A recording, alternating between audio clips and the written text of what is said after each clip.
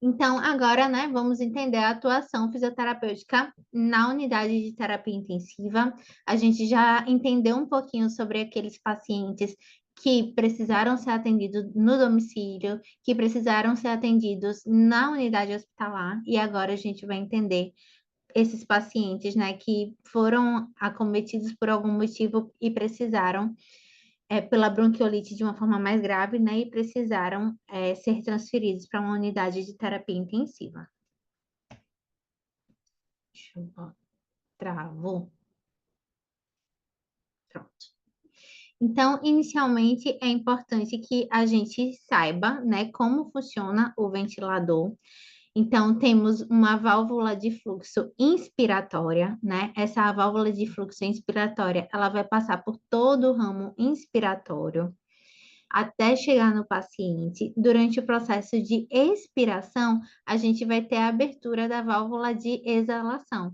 E aí, todo esse ar é expirado do paciente até ser levado para o ambiente, certo? O que é que acontece, gente? Existem dois conceitos importantes, tá? O de disparo e o de ciclagem. Muita gente confunde esses dois conceitos e é importante que a gente revise aqui. Gente, disparo é toda vez que a gente tem a abertura dessa válvula aqui. Deixa eu botar meu ponteirinho vermelho. Pronto. É toda vez que a gente tem aqui, ó, abertura dessa válvula de fluxo, a válvula de fluxo inspiratória. Então, sempre que inicia o processo de inspiração do paciente, a gente diz que iniciamos o disparo. Quando a gente fala de ciclagem, é a mudança da fase inspiratória para a fase expiratória, ou início da fase expiratória, que é quando essa válvula aqui de exalação ela é aberta. Por que que é importante a gente saber disso? Porque já já a gente vai entender que existem modos e modalidades e como cada uma delas funcionam. E algumas modalidades têm disparo-fluxo, ciclagem a tempo, e aí a gente precisa entender um pouquinho sobre isso, tá?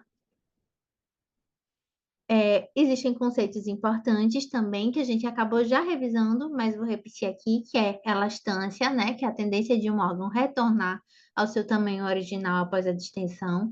Complacência, que é a alteração do volume pulmonar decorrente de diferenças de pressão. Resistência, que é força dada pelas vias aéreas que se opõem à entrada de ar, ou seja, que obstrui, né, a passagem do fluxo aéreo. Então, resistência, a fórmula é pressão por fluxo, complacência volume por pressão. Então, aqui só para vocês terem, né, valores de referências da complacência, é diferente, claro, em RN termo, a complacência é menor, como a gente falou, RN é de 3 a 6, lactente de 4 a 10, de 6 meses a 5 anos, 10 a 40 ml, e de 6 anos a 12 anos, de 50 a 90 ml, certo?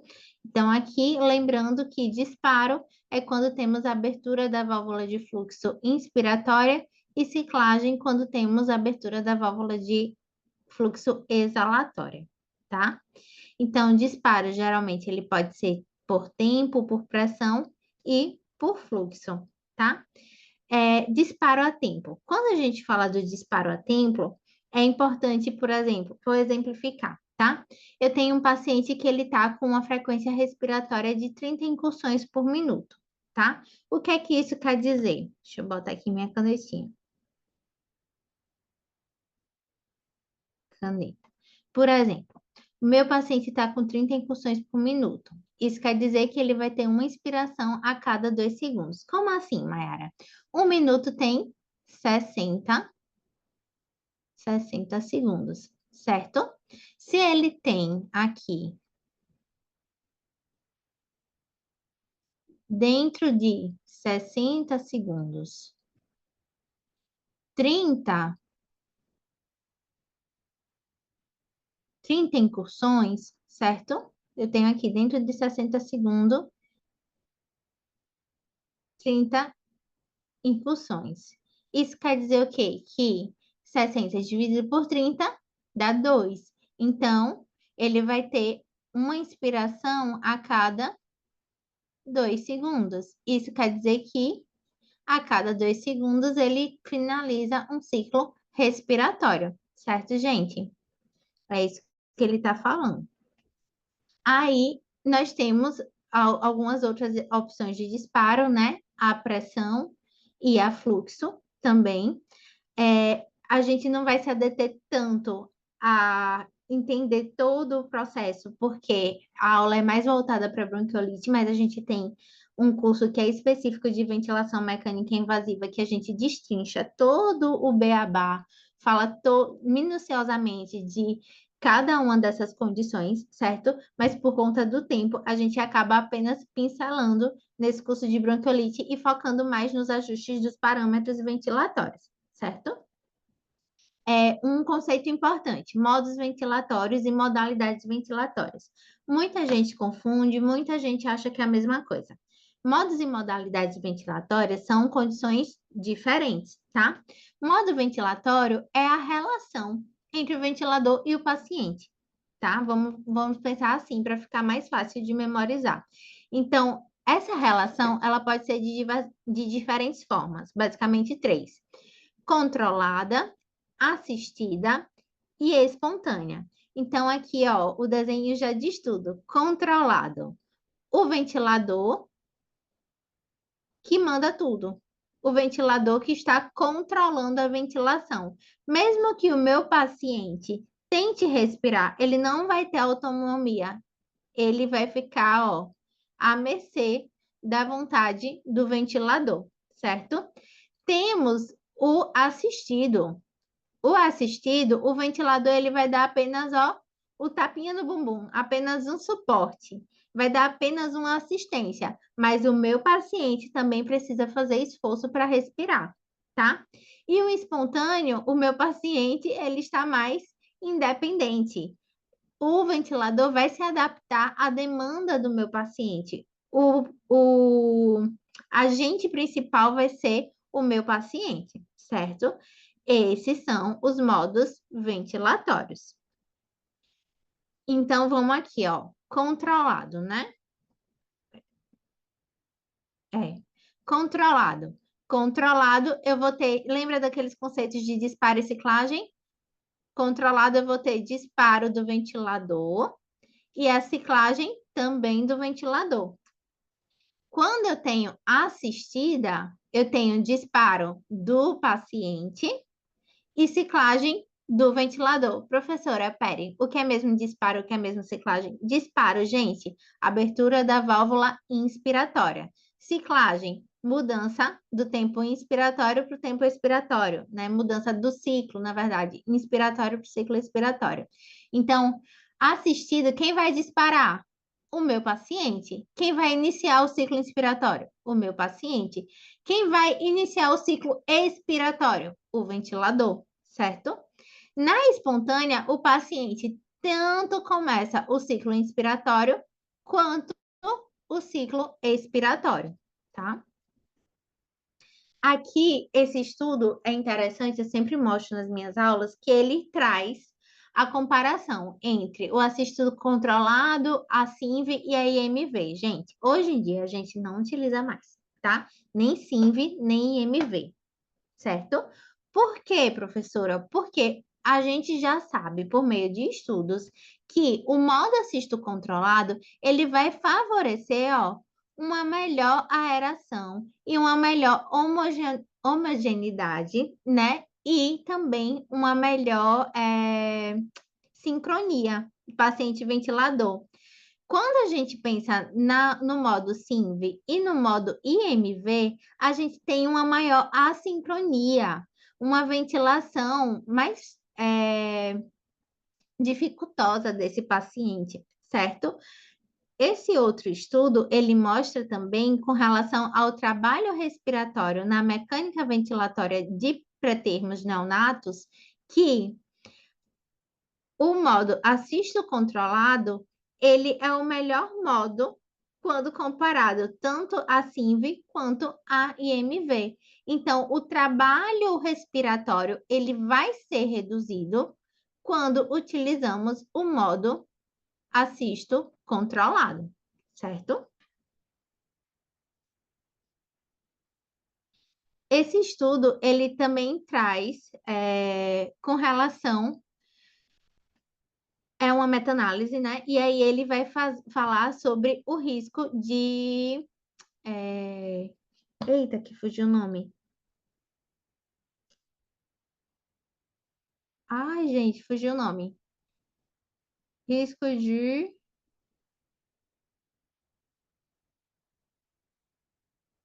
displasia broncopulmonar. Aí, esse estudo, ele mostra que esses pacientes, eles apresentam um tempo de ventilador menor nos modos de ventilação menor nos modos sincronizados e o tempo de desmame menor no modo assisto controlado quando comparado ao SINV. E isso se aplica também a outras realidades, gente. Por quê? Porque o modo assisto controlado ele vai ser o melhor modo considerado para a realização de desmame também, quando a gente fala de pacientes neonatos, tá? Por que que eu estou falando isso? Porque antigamente, quando a gente pensava, por exemplo, em desmame, achava-se que o paciente tinha que ser colocado em SINV para começar o desmame, para a partir daí a gente colocar o paciente, realizar a extubação, né? Mas hoje em dia não. Hoje em dia a gente sabe que o melhor modo mesmo para a realização do desmame é seguir no assistido controlado, e aí a gente só vai ajustar mesmo as condições de pressões, né? Vai reduzir parâmetros e vai realizar também os testes necessários, mas a gente não precisa passar para o SINV. Pelo contrário, quando a gente passa para o SINV, a gente aumenta ainda mais a chance de mortalidade e aumenta ainda mais o tempo de desmame e de hospitalização desse paciente, tá? E aí a gente tem algumas modalidades ventilatórias, como o PCV, o VCV, TCPL e VG. Essas são as modalidades ventilatórias mais utilizadas hoje em dia, tá? Principalmente em neonatologia e pediatria. Neonatologia, a gente utiliza muito o TCPL. Em pediatria, a gente utiliza mais o PCV, tá? E em algumas unidades ainda utiliza o VCV. Professora, qual é o melhor? Entre PCV e VCV, gente, a gente precisa identificar qual a gente consegue manejar melhor, né? Não adianta a gente colocar lá o paciente no VCV e a gente não saber manejar esse ventilador quando está na modalidade de VCV. Por isso que o ideal é que a gente saiba manejar todas as modalidades para que a gente consiga oferecer o melhor tipo de assistência para esses pacientes, tá? Então, o PCV é uma modalidade de ciclagem a tempo e controlada a pressão, com variáveis de fluxo e volume. TCPL, que é mais utilizada em neonatologia e lactentes nos primeiros meses, a gente vai observar ciclagem a tempo, limitada a pressão e controle de fluxo, controlada a fluxo. O VCV, a gente vai ter ciclagem a volume, controle de fluxo e volume e variável pressão, tá? E o volume garantido, a gente tem a ciclagem a tempo, limitada a pressão e controle de fluxo. Por que eu estou dizendo isso? A gente sempre vai controlar uma variável e a outra vai ficar, na verdade, a gente sempre vai controlar uma unidade e a outra vai ficar variável. Por exemplo, PCV, eu vou controlar o quê? A pressão. Então, eu sei que eu vou ter aquele controle da pressão, mas o volume vai ser variável. Então, eu tenho que tomar cuidado com o quê? Com risco, por exemplo, de volutrauma, porque o meu volume vai ser variável. Se eu coloco o meu paciente em VCV, eu controlo o volume, mas eu sei que a minha pressão vai ser variável. Então, eu tenho maior risco de barotrauma, certo? Por isso que a gente tem que ter essa consciência. Se eu controlo uma unidade, a outra unidade vai ficar variável. Por isso que, hoje em dia, o volume garantido tem se tornado o queridinho da ventilação. Por quê? Porque por meio do volume garantido, eu consigo, ó, dar um volume-alvo, certo? Ciclar a tempo e controlar tanto a pressão quanto o volume. O que isso quer dizer? Que eu sei o volume-alvo que eu quero alcançar e tanto a pressão quanto o volume de margem de segurança vai ser setado. E essa ventilação, ela vai garantir a ventilação para o paciente, né, no caso, com volume e pressão ideal dentro do que foi preconizado, dentro do que eu ajustei para esse paciente, tá? Tá, professora, mas aí eu preciso entender quando iniciar, né, a ventilação mecânica invasiva e o que é que eu devo ajustar, o que é que eu devo mudar. Gente, quando iniciar, a gente já entendeu. O paciente está evoluindo com desconforto respiratório. É um desconforto respiratório severo. Está com sinais de aumento do trabalho respiratório, né, que a gente chama de WOB, aumento do WOB. A gente observa batimento de asas de nariz importante, é aquele paciente que está apresentando retração de fúrcula, é aquele paciente que está apresentando queda importante de saturação, já está mais de 2 horas na ventilação não invasiva, não melhora o padrão, eu vou fazer o quê? Vou iniciar a ventilação mecânica invasiva. E aí entra a pergunta, né? Quais parâmetros eu devo ajustar? Gente, os parâmetros vão ser com base na nossa realidade. O nosso paciente, ele tem o quê? Bronquiolite. A gente tem que pensar, a bronquiolite é uma doença o quê? Obstrutiva, caracterizada pela alta resistência das vias aéreas. Então, a gente tem que tratar esse paciente como um paciente obstrutivo, certo? Ele tem dificuldade de quê?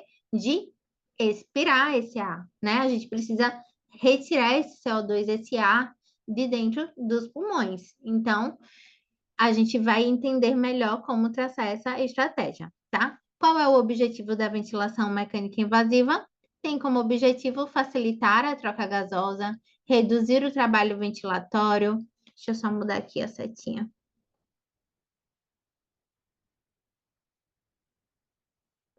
Pronto. Reduzir o trabalho ventilatório muscular e da musculatura respiratória, né? Lembrando que o nosso paciente, ele tem uma bomba muscular, né, principalmente os neonatos, uma bomba muscular altamente fadigável. Por quê? Por conta da composição das fibras musculares que a gente viu lá no comecinho. Então, esse paciente ele não vai conseguir sustentar muito tempo em aumento do trabalho e em um desconforto respiratório importante. Por isso, a gente precisa ter esse olhar clínico para entender o melhor momento para iniciar a ventilação mecânica invasiva, tá? Então, só relembrando, o ciclo respiratório ele se divide na fase inspiratória, na ciclagem, que é o que mesmo? É a mudança, a mudança da inspiração para a expiração. Temos a fase expiratória, né? E temos o disparo, que é o início, né? O início do processo inspiratório, ou seja, a mudança da expiração para a inspiração. Quando é que vai ser indicado? Como eu falei para vocês, quando esse paciente apresentar um desconforto respiratório grave. Ou seja, por exemplo, um boletim de Silverman-Anderson maior do que 7. Episódios de apneias decorrentes, distúrbio hemodinâmico grave, asfixia perinatal grave, doenças neurológicas associadas, aquele paciente sob efeito de medicamento, aquele paciente com agravamento dos sintomas de bronquiolite, certo? E aí temos a pressão inspiratória. Gente, como escolher a pressão inspiratória? A gente vai escolher a pressão inspiratória mínima para garantir o volume-alvo para esse paciente, né? Como assim volume-alvo, professora? Por exemplo, se é um recém-nascido, eu vou precisar ventilar ele com um volume de 4 a 6, tá? Por quilo. Então, por exemplo, se eu tenho um recém-nascido de 2 quilos, o volume-alvo dele vai ser de 8 a 12, tá? Deixa eu botar aqui a canetinha para ficar mais visual para vocês. Por exemplo, o meu RN ele tem 2, o bom é que a letra fica maravilhosa, né? Meu RN tem 2 quilogramas, tá? Então, o volume-alvo para ele vai ser 2 vezes 4, 2 vezes 6. Então, aqui vai dar 8 e aqui vai dar 12, certo? Então, eu sei que o volume-alvo dele é esse. Professora, e a pressão? Gente, lembra que quando dou a pressão, o volume é variável? Eu vou dar a mínima pressão para conseguir alcançar esse volume-alvo aqui, ó, entre 8 e 12, certo? Que é a faixa de segurança para esse paciente. Cuidado só com pressões inspiratórias muito baixas. Deixa eu voltar aqui só o ponteiro. Pronto. Cuidado só com pressões inspiratórias muito baixas por conta dos casos de hipoventilação, que vão favorecer também uma hipoxemia e um acúmulo de gás carbônico, né? Uma hipercapnia, tá? Com relação ao tempo inspiratório. Se escolhemos tempos inspiratórios muito baixos, temos hipoventilação. Se escolhemos tempos inspiratórios muito altos, temos uma expiração ativa, ou seja, se eu aumento o tempo expiratório, o que é que acontece com o tempo expiratório? Reduz, certo? Se eu reduzo o tempo expiratório, o que é que vai acontecer com o tempo expiratório? Aumenta. Então, se eu tenho um tempo expiratório muito alto, eu vou ter pouco tempo para o meu bebê expirar o ar. E aí vamos pensar na nossa realidade de bronquiolite. A gente viu que a gente tem uma doença obstrutiva. Esse paciente tem um acúmulo de ar naqueles alvéolos e ele não consegue expelir esse ar. Pensando no tempo inspiratório, a gente vai pensar em reduzir ou em aumentar o tempo inspiratório? Eu vou pensar em reduzir o tempo inspiratório. Pensando em quê? Se eu reduzo o tempo inspiratório, eu aumento um pouco o tempo ex, e aí eu garanto que esse paciente vai ter mais tempo para realizar uma expiração, certo? E aí eu favoreço a expiração desse paciente, certo? A mesma coisa com relação a frequências respiratórias. Se eu tenho frequências respiratórias muito altas, eu vou ter pouco tempo entre uma incursão e outra, uma inspiração e outra, né? Então, se eu tenho menos tempo entre uma inspiração e outra, o que é que vai acontecer com o tempo expiratório? Também vai reduzir. Então, frequências mais altas ele vai garantir um tempo inspiratório e um tempo expiratório muito curto. E o que é que vai acontecer com o meu paciente? Tende a uma hipoventilação e uma auto-PIP. Auto-PIP é o quê? Aprisionamento de ar nas vias aéreas. Se eu tenho aprisionamento de ar, eu vou fazer o quê? Piorar o quadro do meu paciente que já tem uma doença obstrutiva ou melhorar? Vou piorar o quadro desse paciente, certo? Então, para esses pacientes que apresentam bronquiolite, a gente tem que pensar em um tempo inspiratório um pouco menor e uma frequência respiratória também um pouco menor, para garantir que esse paciente tenha tempo para expirar esse ar retido, tá? Com relação aos fluxos, eles são variáveis. Isso aqui se aplica mais à UTCPL, que é quando a gente ajusta o fluxo aéreo, a gente consegue ajustar, tá? Então, geralmente, a gente considera fluxos de 6 a 8 eficaz para melhorar e reverter casos de atelectasias e pode predispor também lesão pulmonar e comprometimento de doenças cardíacas. E o fluxo menor do que 10 a 12 litros por minuto, perdão, maior do que 10 a 10 a 12 litros por minuto, ele vai favorecer um fluxo mais turbilionar, certo? É um fluxo mais turbulento. E aí a gente precisa avaliar se isso é vantajoso para o nosso paciente que já tem um aumento da resistência das vias aéreas, certo? Então, se a gente utilizar o TCPL, a gente precisa pensar nessa condição do fluxo. Senão, o fluxo vai acontecer de forma indireta, a gente não consegue ajustar, mas a gente pode garantir mexendo nas outras unidades. E aí, quando a gente fala da bronquiolite em si, né? A gente tem que pensar sempre no volume ideal, no caso de pacientes neonatos e lactentes de 4 a 6 litros, tá? Crianças, geralmente, a gente preconiza de 5 a 7. Tempos inspiratórios mais baixos para permitir que as áreas obstrutivas sejam ventiladas, tá? Fração de oxigênio, aquele mesmo conceito, mínima necessária para manter saturação aproximada de 91 a 95%. Tempo expiratório, ele deve ser prolongado para evitar o alcaponamento, né? Ou seja, o aprisionamento de ar, ou seja, alto PIP, tá? Frequências respiratórias mais baixas, entre 16 e 24, devido aos longos tempos inspiratórios e expiratórios. E pressão positiva final, a PIP, né, entre 4 e 6, que é o preconizado para manter uma boa oxigenação. Lembrando, gente, que a gente não pode tratar como receita de bolo. Isso aqui é um guia, tá? Um guia do que a gente precisa analisar e preconizar. A gente sabe que é uma doença obstrutiva, a gente tem que favorecer o quê? A desobstrução, seja por manobras, por técnicas ou pelo ajuste fino, né, das modalidades ventilatórias. Mas pode acontecer que um paciente tenha, por exemplo, uma telectasia associada, que a gente precise oferecer, ou uma complacência reduzida associada, que a gente precisa oferecer uma pressão um pouco maior, um tempo inspiratório um pouco maior, mas não é o comum, né? Mas pode acontecer. Por isso que a gente precisa tratar o nosso paciente de forma individualizada e avaliar de acordo com a necessidade do paciente naquele momento, certo?